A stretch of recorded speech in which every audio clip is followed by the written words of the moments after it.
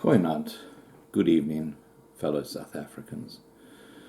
And if you're in the hospitality industry, I think you can kiss your business goodbye, because I think tourism is going to take a huge hit after what I tell you right now.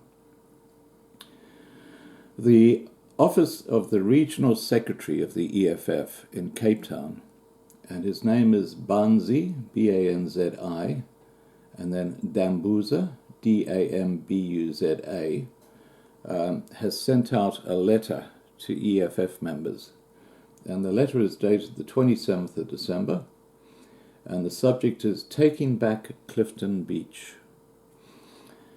And the letter reads, and I'll actually attach the letter after I've finished this little intro, and you can look at it for yourself.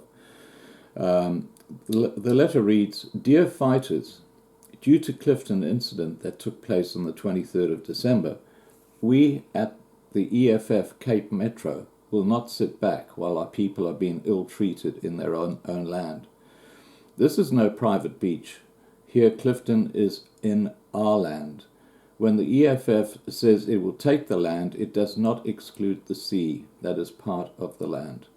We call on all fighters to come out in numbers and make sure that Clifton Beach, our beach, is painted red. Transport will be provided for every zone. Date 30th of December 2018. Time 2 p.m.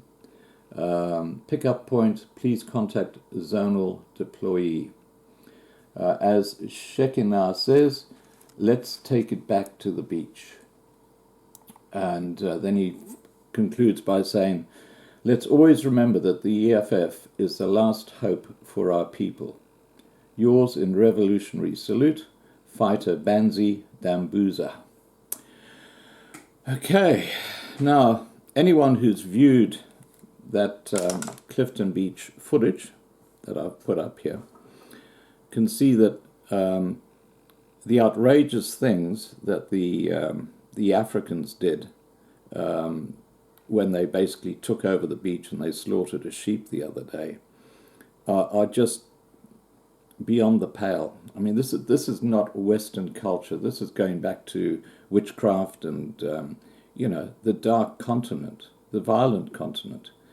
I don't know what's going to happen tomorrow, which is Sunday, at Clifton Beach, but I would suggest to any white people who live anywhere in the vicinity that they just get the hell out. When I was a young boy, I was about 5 years old, I guess, and this happened to me in Iringa, in Tanzania, and this memory has just come back to me because what's happening here just seems so relevant to what happened to me and my family. I was 5 years old, and Tanzania had just become an independent country. And it was on that day that we were warned by the embassy to get the hell out of Iringa and only come back in the evening when things had settled down. So we spent the day of the Independence Day that the Africans were celebrating. We spent it on a farm about an hour away from Iringa, very remote area. And at about 8 p.m., my dad said, look, it should be safe now to go home. So we went up this road that takes you up into Iringa, and it was a dirt road back then. It's now a tar road. And on either side of the road, as we approached Iringa, there were literally lines of Africans just chanting and cheering, and they were hammering on the window of the car, and they were just all, celebrating their independence of their country. And as we drove up, my dad saw a branch on the road, and he thought nothing of it, and he was just trying to keep the car going through these crowds of people. And as he approached the branch, it moved. They'd put a drunk African underneath it. Do you know why they did that? Because if my dad had gone over that African, I wouldn't be sitting here right now. That's a true story. Now, the tricks that these guys pull It's best for your safety if you live in Clifton Beach area that you just stay away. Go and stay with a friend for the day, and don't come back till late at night or the next day. Let the goons play their games, but don't put your life at jeopardy. Okay, guys? I'm really thinking of you. Our prayers will be with you. Oh my God, I just can't believe what's happening in South Africa. What the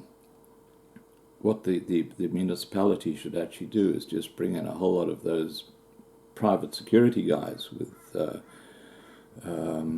semi-automatic guns and just line the road and say, okay, guys, try and bring it on, and just tell them to piss off. Okay. Please subscribe. Take care. Bye for now.